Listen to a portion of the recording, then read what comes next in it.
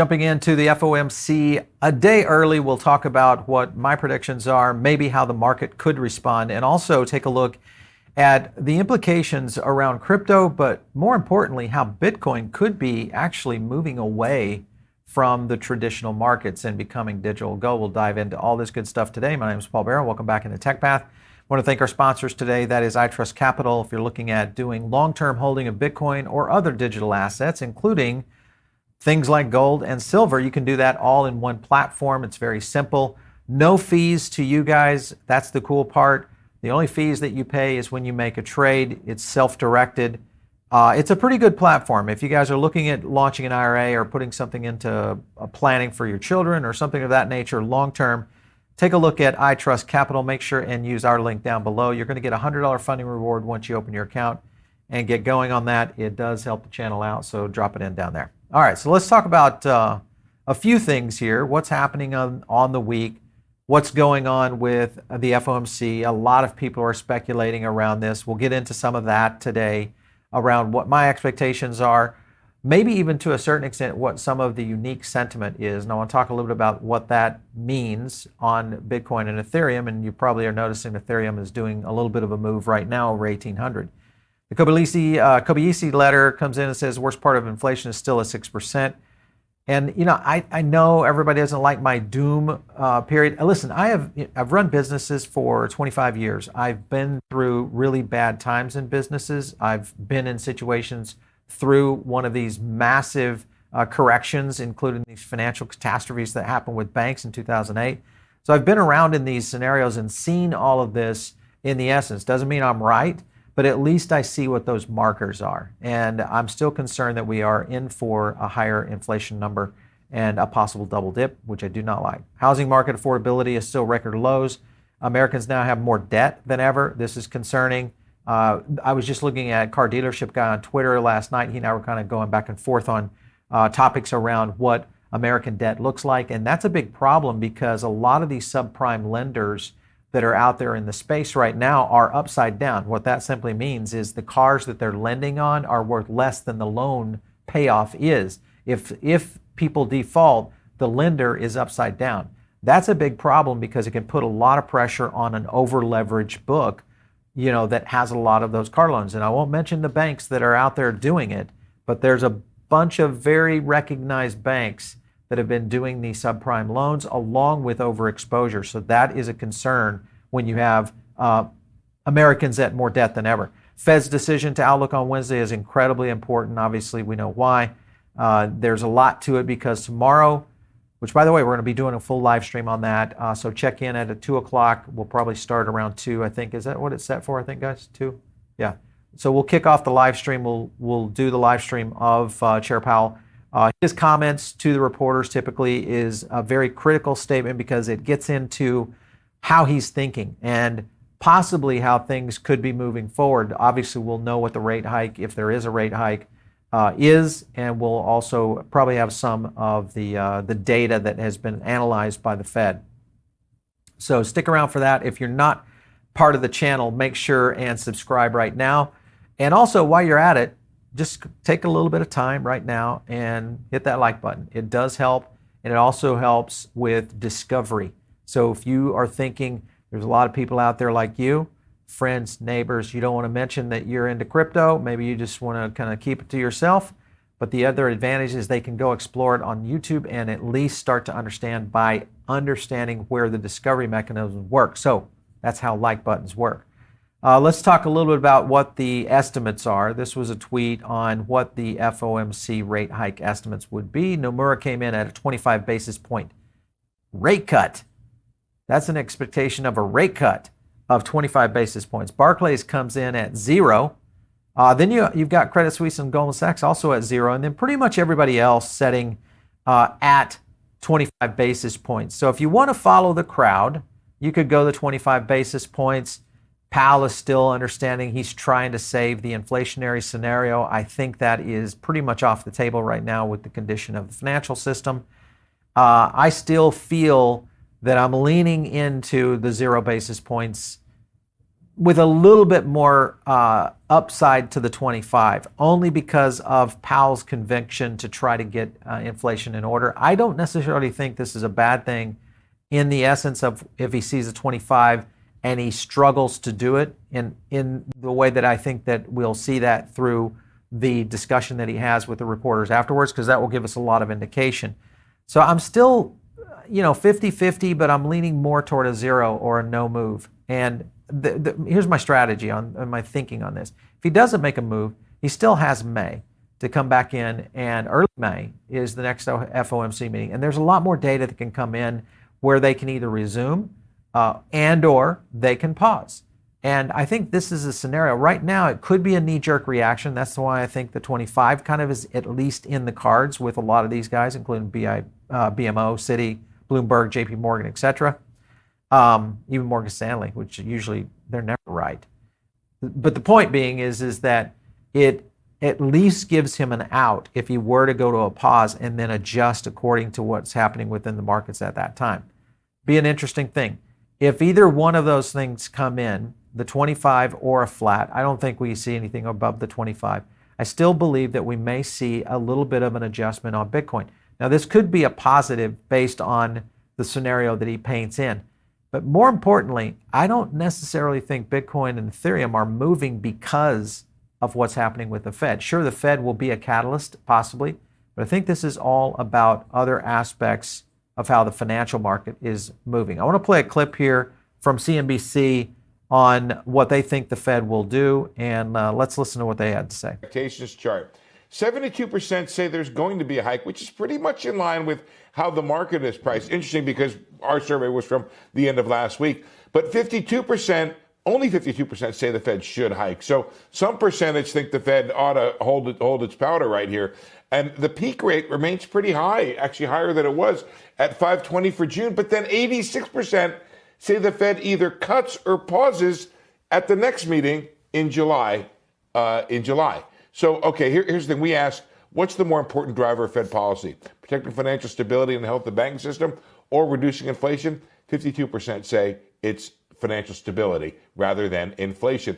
Here's some of the commentary we got. Joe Lavorgna from SMBC Nikko Securities writes, continued hawkishness from the Federal Reserve would justify a further marking down of our forecast for growth and recession severity.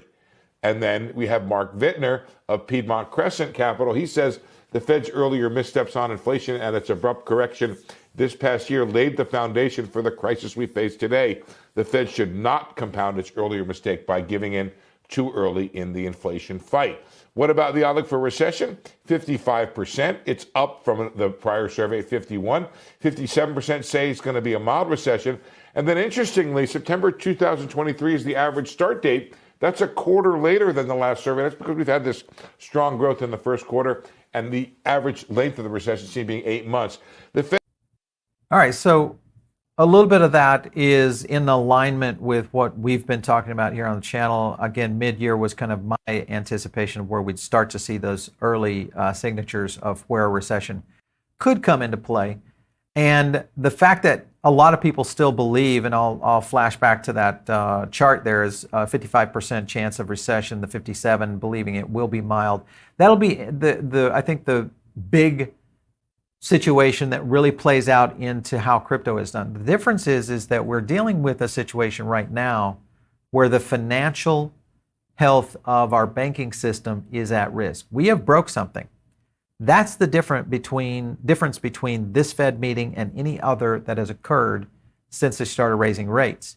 There is never and has not been a situation where something in the market has broken. Jobs, of course, will adjust. We'll see real estate going in. But when you get into the financial system, you're causing some big problems. And I think that's the thing that is weighing heavy on Powell's statement. Here was another tweet coming in from them. Squawk Box saying, my guess is people are moving deposits from one bank to another. The banking system as a whole to retain those deposits. This is coming in from the Fed President Jeffrey Lacker, former. He says, as a result, I don't see a dramatic change in credit conditions. I am more boots on the ground right here in the essence of talking to hundreds of business owners in the last month and over the last few weeks. these same business owners are now trying to figure out how to get out of banks, not necessarily entirely, but reducing their deposits significantly to reduce exposure, and also to have backups so they can potentially deal with scenarios for their business, including payroll and just regular, operational expenditures. Those are the kind of things that I'm a little bit more concerned about. And I'll show you some data here in a second that also may lean into that very sentiment that we're seeing here on boots on the ground with a lot of businesses here in South Florida. Sweden's largest pension fund sells all of its First Republic Bank shares at a loss. Again, this is another big sign of people who invested in a lot of these financial institutions, mid-range banks, even to a certain extent, some of the A-class banks out there and some of the top tier are starting to feel the pinch on an investment class, meaning I'm investing in that stock or I've invested in that bank, and these kind of situations hit, and we're going to see those kinds of scenarios play out. And even though the depositors may not necessarily get affected, that's a whole nother discussion of why I don't think that's a good idea. I don't want people not to get their deposits. It's not that. But I'm saying is that we already are going to be paying for this in a big way. And now we're going to be paying for it because we have companies out there that just are not doing their fiduciary responsibility to their own businesses of diversifying capital retention and where they hold. Now I get it. A lot of companies are saying, wait a minute. There's millions and millions in the bank for bigger companies. They have, one payroll is 2 times 250,000 FDIC, but it doesn't mean you have to keep it all in there. Being able to arbitrage and do sweeps is a normal, everyday CFO activity, and that's something they need to be doing. Yellen defends the government intervention to avoid another SVB. This again gets back to how the government responded to this. One of the things that she stated, our intervention was necessary to protect the broader U.S. banking system. I agree. And similar actions would be warranted if smaller institutions suffer deposit runs and pose that risk. Here's the challenge I would have to all government officials is the damage that's being done right now, even if we are backstopping these banks to a heavy level, the damage is the faith in the system. This is where the problem arises, is that the faith in the financial system from the core people that make up a large percentage of the depositors in many of these regional banks could be in a scenario where they're starting to either one, go into a major, JP Mega or someone like that, and moving off these regionals. Sure, the finance is going to stay in the same system, but it's coming out of these regionals, which is affecting investors, affecting Wall Street, and affecting these local community banks, which is another big problem. Here with CNB saying that Secretary of Treasury Yellen, defending the government's intervention in the financials, suggested it could provide further guarantees of deposits if the banking crisis worsens. And I think that is going to be the scenario that plays out. The bad part of this, again, guys, is that this situation is a no-win for the government because it does increase the likelihood of accelerated inflation. Obviously, we would see accelerated inflation of the dollar. The dollar value could start to be in a very precarious situation, which gets us into a whole different scenario around what's the world reserve look like and how are the traditional aspects of the economy performing based on what's happening with this dollar value because we're backstopping all these banks. That's a problem. The other thing that becomes to be a problem is how big companies are dealing with this. And you've got Amazon coming in right now. They fired another 9,000 employees. Remember, they had another layoff earlier in the year. Meta, of course, we know fired 10,000, 11,000 people. Most likely we'll see another layoff coming from them. Tech, of course, getting decimated out there. A lot of these people now starting to actually have trouble finding work. This, again, is the lead-in to what Chair Powell will be talking about tomorrow, which is going to be getting into the job scenario. Here's the question I have. Is 186 U.S. banks at risk of the Silicon Valley-like collapse? Who are these banks? Where are they, and why are we not already acting in unison? Maybe they are. Maybe the Fed is acting in unison to try to, bail some of these out or potentially deal with some of these. But after I looked at the data of what we were seeing on unrealized losses yesterday on yesterday's show, and I realized they knew about this so early back in September of last year. I mean, we're talking 6 months, guys. This is 6 months ago. They had all of this data. They knew what was about to happen, and yet they were rate hiking all the way into it. I just do not. This is the worst Fed ever that I've been in, all the way back to Paul Volcker, and what they did. I think he's trying to channel his inner Volcker, meaning Jay Powell. One thing they said is even if only half the uninsured depositors decide to withdraw, almost 190 banks are at potential risk. That's only 50%. Risk of impairment to insured depositors with potentially $300 billion of insured deposits at risk. That's just the insured deposits, guys. That's the 250. So think about that for the businesses that are out there. Those banks could be at risk, and they're only talking about $300 billion of insured deposit. If they backstop that, how many are we now? Edging back up toward maybe what could be $1 trillion or over $1 trillion? That's the kind of scenario of cataclysmic meltdown that could be at point right here. Barney Frank was right about Signature Bank. This is the other thing that we've started to see. If you look further out in the article, I want to kind of highlight this right here. It means crypto companies will have to find another bank to safeguard their deposits because this move on Signature was a little bit premature in his opinion, and of course he felt that it was actually an orchestrated move. Many said that the government warnings to banks about doing business with crypto customers is making that hard. And then further, this is the thing that I still believe is the bigger issue here, is that there are going to be businesses and individuals, high net worth individuals, that are going to start moving dollar deposits, especially of U.S. crypto companies and their customers offshore, which will make them less safe and potentially more vulnerable.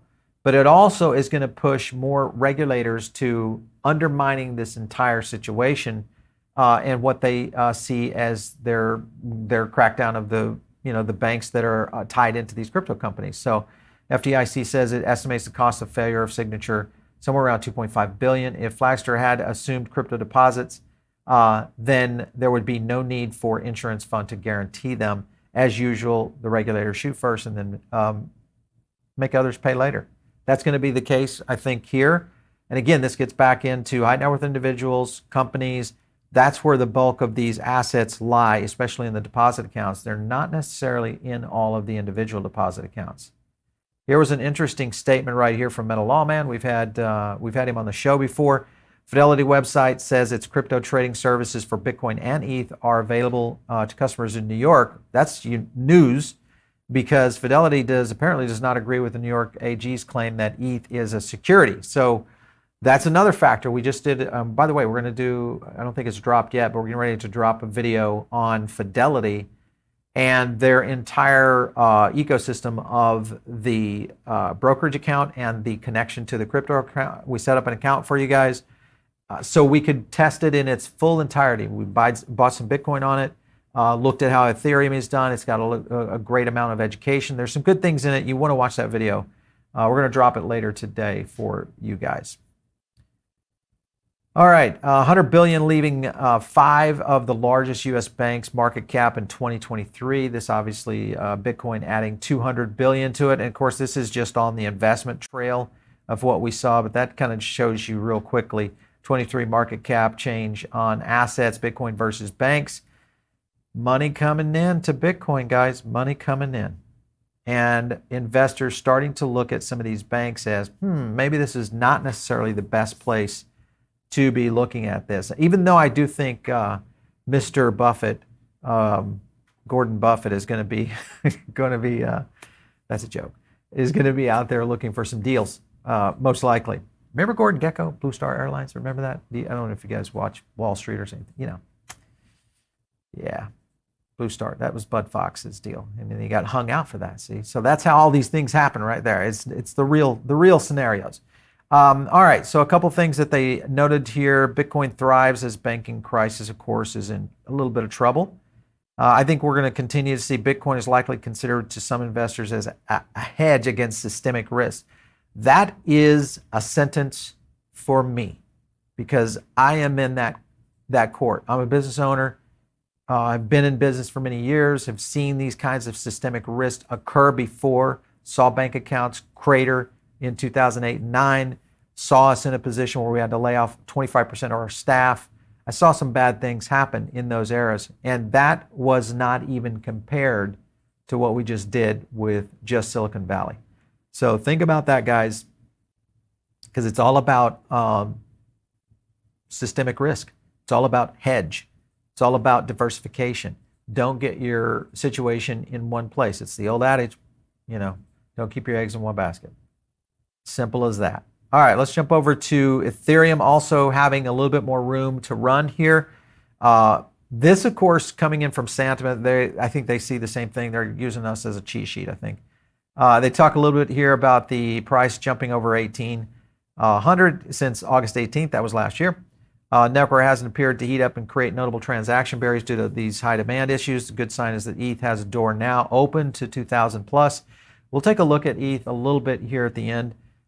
Sentiment says that Ethereum's transaction fees fell below $2. So when it hit the 7-month high period compared to $8 earlier this month, if you guys were moving around during that USDC scenario, you probably saw some of the high fees out there. We are going to take some questions, drop some questions in over at the sidebar. Make sure and smash the like button. If you came in late on the live stream, love to get that from you guys as a simple gift. That's all we ask of you guys, is just to help us spread the word about, as my friend over at Crypto Banter would say, crypto love and crypto wisdom.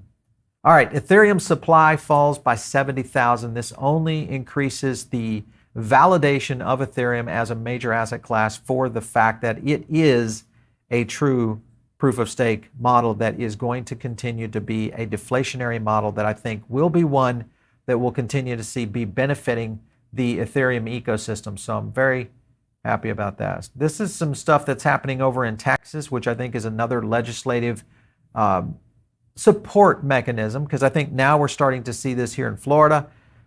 It's interesting how we may see states, that's the beauty of a republic, starting to get into this, especially into 2023 as we cycle up to 2024.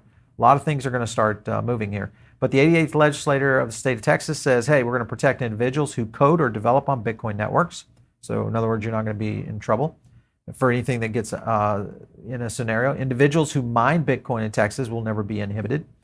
Bitcoin miners are welcome to come in. Individuals who own Bitcoin should be protected under Section 9. In the Texas, this is like property rights, all that. And then no citizen of Texas shall ever be deprived of their right to own Bitcoin. So again, this is making its way into major legislative architecture, and I think this is a good sign for the right kind of states. This will get interesting because could we get into a republic, fighting match? Possibly in 23. Possibly we could see a lot of candidates starting to maybe leverage up onto what that looks like. MicroStrategy now is nearly even on their Bitcoin buy rate as they, after this last rally, it's edging right up toward where Mr. Saylor is nested. Right now, his net loss was $250 million during the fourth quarter of 22. Some investors, let me zoom in on that. You guys can barely see that. It's so small. There we go. All right, investors may mark the moment 132,000 Bitcoin is at a break-even point. This is around 30K. In fact, confident for him in a short-term mark that only the beginning of what he expects Bitcoin to accomplish. And I think, we've had Saylor on the show before, and he's pretty straightforward. I mean, we had him quite early in 2021, I believe. It's been a while since we've had him. We probably should try to get Michael back on because I think, his long-term strategy is pretty well known out there. It's buy and hold. I think that's a big deal. But I'm interested to see what some of the market strategies are right now, because I'm sure there's some opportunities here for what this may look like in a long-term scenario for them. By the way, guys, if you're looking over on our power index right now, there's something new that you can actually do. And I want to show you this. You can, if you're in our monthly program, we actually have this now where you can, and you've been asking for this, where you can pay by crypto. So you can still stay on the monthly program, or you can literally get into our CPI and our masterminds through our annual program on and through crypto. So it's available to you. We're taking ETH, Bitcoin, we've got USDC Tether in there, even Polygon is in that. So typical stuff out there. You guys have been asking for that, so we were going to do it and open it up for you. Let me jump over to the index, because this is something I want to show for you. If you guys are already in our CPI and already in our mastermind, most of this stuff is going to be, you've seen this coming. But I want to jump over to Bitcoin because this is something that has been brewing. And with Bitcoin, you've heard me say this before, is there's two types of sentiments. We have a top line sentiment, and then we have this thing called amplification sentiment. Amplification sentiment is more of intent, what people are planning to do. Typically, as you'll notice, it separates. It's never quite as strong as top line sentiment, with the exception of right now. The last 3 data prints that we've done, even yesterday's print, which we're getting ready to drop a print this afternoon on Bitcoin, this is where we're starting to see amplification getting very close. If we see an intersection here on this, simply what this means is the strength of Bitcoin is right now as strong as it's been probably in the last 9 months. So that to me gives me great faith in the sense that maybe there is a little bit of a separation on Bitcoin and traditional markets. And do we see the impact of the Fed causing a detachment from Bitcoin? I want to know from you if you think that's going to happen. And we'll take a look at the poll and see what people think. Let's take a look. Will this pump? Will Jerome pump the Bitcoin to 30K? Everybody's looking at this as a yes. Pumping to 30K. 65%. Man, you guys are strong. There's a strong bull crowd here today. What is up with that? The bulls are out. All right, let's take a look here. Medic says Fed pause is good for Bitcoin. Yes. 40K to 15. Which comes first? Ooh, that's a good question. 40K to 15. I think it's 40K because I don't see us back in the 15K unless we see major issues with access to Bitcoin and crypto. If the Fed gets nervous and starts to really put a tightened grip on it, at least for the United States, that'll be the scenario. But what will happen with the rest of the world is we'll see Bitcoin fly because of the fact that it's moved away. So yeah, XRP is pumping. We're getting, I'm not going to say that, but XRP is pumping. XRP is pumping. What else do we have here? I think it would matter if I don't think it will matter what Jerome Powell does. Bitcoin will do what it wants. I study this for hours a day and for years. Bitcoin is the most powerful I've seen. See, Lloyd, I'm with you. I'm with you, Lloyd. I think that when you look at our sentiment data, these are record sentiment numbers. And I showed something yesterday in our Diamond Circle. If you're a CPI member or Mastermind, we put out a piece yesterday that showed a 90-day chart on Bitcoin sentiment. And this was the first time we had seen these kind of scenarios where we were ramping amplification. So I agree with you, Lloyd. Simon says, the question is, do they want to give the hard news now or later? Well, if you do it now, it's like pulling teeth. I think, it's going to be painful, could hurt things, but maybe in the long run might be better. Mark Gauthier says, Fed stubborn, optics more than a total collapse. That's why we'll get a 25. I think you're right. He's got the optics, but I think also the problem is the market may react in a very negative way. If we see continued non-faith, mistrust in the financial system, and this only adds to it, then you've got a problem. Let's see what Frezzi says over here. Mike Larry says, bailing out banks, forcing a premium bull market. Feds are now in over their heads. Yeah, for sure. What could be a new entry point for Matic? We're waiting right now. We think Matic has actually got some assessment. We did a video on them and the IMX announcement yesterday. Terrible announcement, by the way. But IMX is now Polygon, I guess. Something like that. What do they do? Just throw in the towel? I don't get it. These people. Fed should forgive all debt. Yeah, that would be something. Wouldn't that be something? Let's go. We're going to talk XRP later this week. We're going to try to get that on the agenda. They should remove Q&A from the FOMC because it's always what causes the dump. No kidding there. Lineways. Crypto Man says we'll pump and dump soon because the Fed's going to go back into stocks. GB says we're going to hit 30K and then we might retrace. I'm kind of on your plane there, 8-ball. I like that one. Anybody uses an 8-ball in their icon, I like it. Yeah, all right, because you never know. Let's just play 8-ball. Will the Fed hike tomorrow? Will Bitcoin hit 30K? Anyway, give me some comments down below. I would love to get your feedback. Where you guys think this thing is going? How are you playing this right now? Are you looking for a retrace and another entry on Bitcoin? Are you looking to exit bags if you got a short-term hold? Let me know all those things. I need to know if you guys are doing those kind of things. Since you guys can give me some financial advice sometimes, I get good advice from you guys a lot of times. So thank you so much for your comments. Make sure and drop them down there. If you're not in the Diamond Circle, get in now. It's really easy. All you have to do is hit the link down below. And you saw, we've got a lot of ways you can enter. There's a free version. We got Substack stuff that we drop a lot of additional content on. We got podcasts over there. It's so much available to you guys. And that's all available to you free. Get in there if you want to amp it up. You know how to do that. Get into the CPI or the Mastermind. If you want to reach me, it's out there on Twitter, @Paul Barron. We'll catch you next time right here on TechBack.